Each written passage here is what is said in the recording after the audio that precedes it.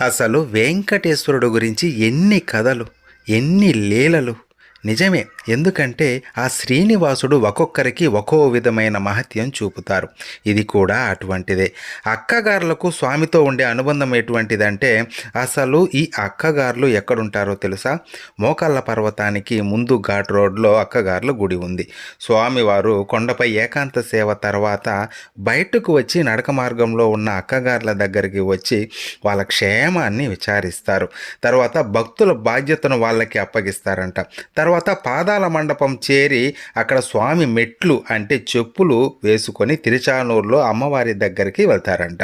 మళ్ళీ సుప్రభాతం వేళకు పాదాల మండపంలో చెప్పులు వదిలి కాలినడకన పైకి వెళ్ళి అక్కగార్ల దగ్గర భక్తుల బాధ్యత తిరిగి తీసుకొని ఆనంద నిలయానికి చేరుకుంటారంట. సాక్షాత్తు స్వామివారు కూడా పాదరక్షలతో తిరుమలగిరిలో నడయాడరు. అది తిరుమల పవిత్రత.